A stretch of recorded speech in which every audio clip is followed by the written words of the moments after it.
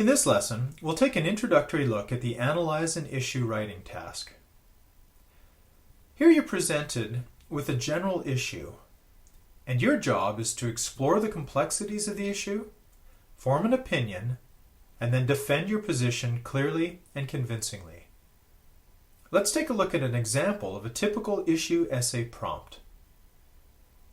The top part introduces the issue. In this case, the issue is whether or not organizations benefit from a clear hierarchy in the organizational structure. The directions here ask you to write an essay discussing the extent to which you agree or disagree with the statement. Here's another essay prompt. The issue here is whether or not schools should be responsible for teaching ethical and social values. The directions tell you to write an essay discussing which view most closely aligns with your own position and to explain your reasoning for the position you take.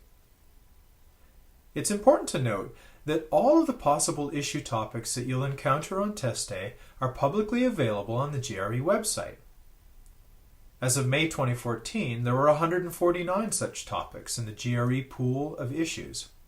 This number might change in the future, but the great thing is that the test makers will continue to make these issue topics publicly available. In this lesson, we've already seen 2 examples of issue essays with instructions. In total, there are only 6 different kinds of instructions, and they pretty much all say the same thing.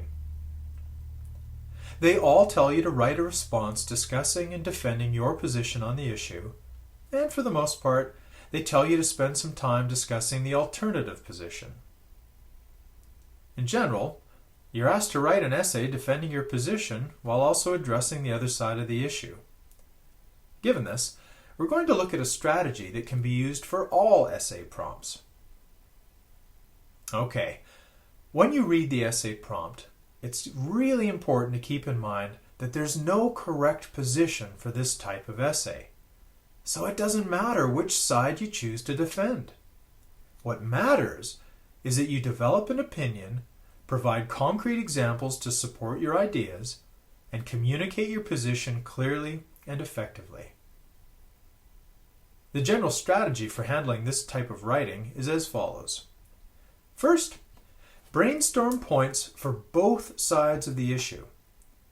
Finding points for both sides of the issue is important for 2 reasons.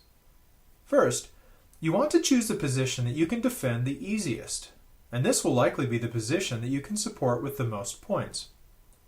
Second, even though you'll be defending one side of the issue, you'll need to discuss 1 or 2 points for the other side. We'll talk about this aspect of the essay very shortly. Okay, so once you've listed points for each side of the issue, your next step is to choose the position that you feel is easiest to defend. Next, identify 1 or 2 opposing points and find rebuttals for these points. You're going to use these rebuttal points to demonstrate that you've thoughtfully considered both sides of the issue. At this point, once you've identified your discussion points, write the essay in the predetermined format. We'll discuss templates for your essays in an upcoming lesson. Finally, once you've written the essay, be sure to proofread it to ensure that there are no glaring errors or omissions. And that's a general overview of the steps involved in writing the Analyze an Issue essay. In the next lesson, we'll learn some tips for generating discussion points for each side of the issue, and after that, we'll examine the essential elements of a good essay template.